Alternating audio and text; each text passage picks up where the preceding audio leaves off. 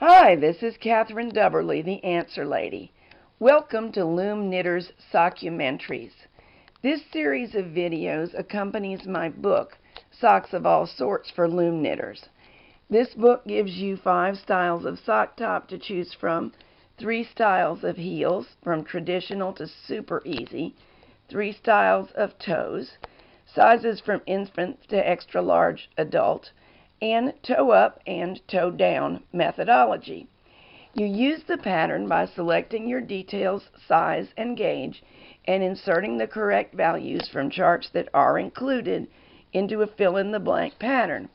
By doing this, you can knit about 1,000,000 styles of sock in any size you wish. The videos are to help you with some basic skills that make your sock knitting successful. Let's knit for a little bit on this fine gauge sock loom. First of all, I'll tell you what it is. This is the loops and thread one that is carried by Michaels.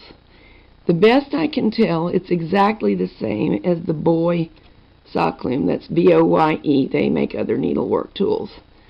These are moderately priced looms. Authentic Knitting Board, now often just labeled KB, makes some that are about the same gauge. And I think they're a little more expensive, and they may be a little bit nicer. I haven't knitted on one. But these will all knit number 1 and number 2 yarns. So that's very fine knitting. You get 7 stitches per inch, maybe as much as 9 or 10 stitches per inch. And it takes finer muscle control than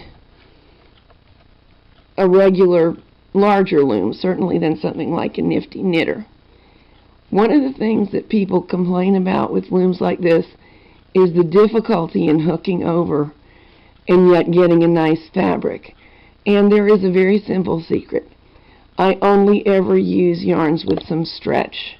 Quite a lot of sock yarns have a strand of elastic added, and I've tried it both ways, and as you know, I'm an experienced knitter. I just don't like the fabric that I get or the experience of knitting unless I use a yarn with some elasticity added. And they also make great fitting socks, do these yarns with extra elastic. There's a reason that they know to put a little lycra in there. It doesn't have to be lycra. A substance called polyamide or polyamide, I'm not sure of the correct pronunciation, has the same function. So if you see that in the fiber label, give the yarn a little tug and see if it doesn't have this characteristic. See how stretchy that is?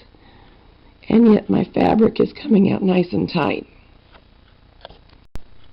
What I'm working on here is an infant sock, so I'm only using 28 pegs. And at 7 stitches an inch, we divide 28 by 7, and it would be about 4 inches in circumference. The very, very smallest size is 3 to 3.5 of brand new tiny babies. So this is a small baby sock, not probably a newborn sock.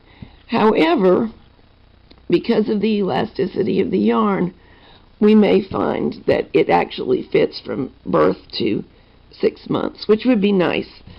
Babies outgrow things so quickly. It's nice for the mother to have a few things that will grow with it for a little bit. All right, let's now talk about the hook that I'm using.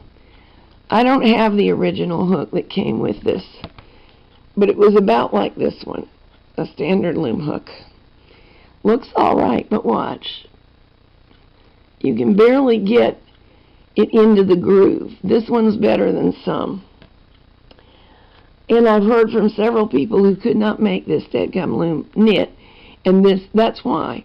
The company just was too silly to put in a properly sized hook.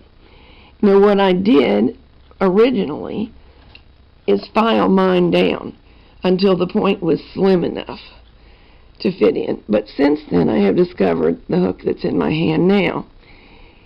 This one is actually sold along with every Kiss loom that you buy. There's nothing fancy about it, but look how slender that tine is. And it works great. It works great on sock looms. The rubber band actually was just left on it from how it was packaged when it came.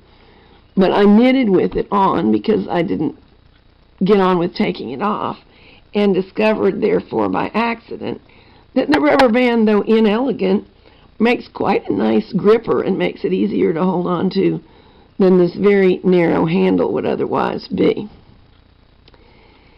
So, two things. The secret of enjoying a fine gauge sock loom is, number one, experience. The first few times around, you're going to feel clumsy.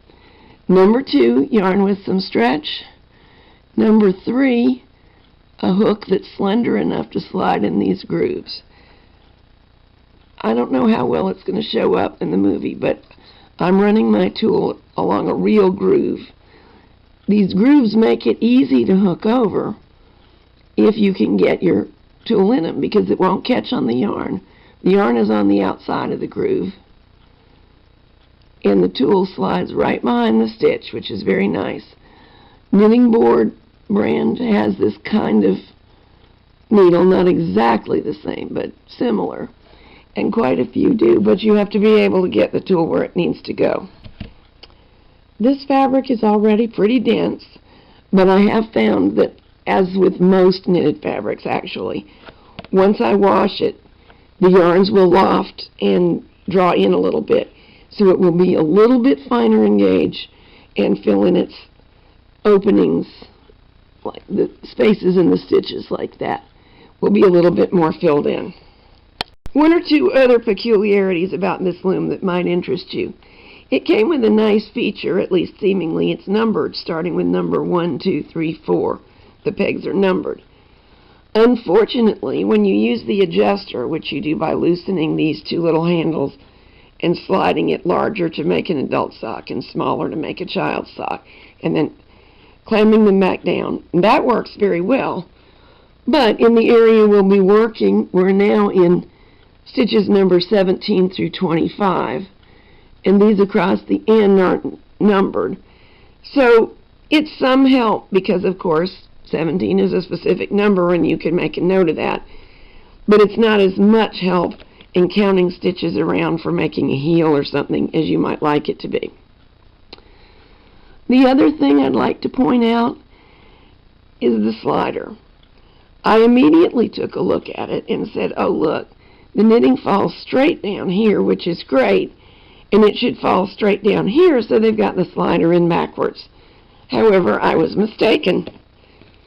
I had it all apart and reassembled, but then I had the smooth side of the pegs out, so that knitting was much harder because I didn't have the groove to work with. So this really is how they meant it to be. I think they should have done it differently, but it's perfectly workable.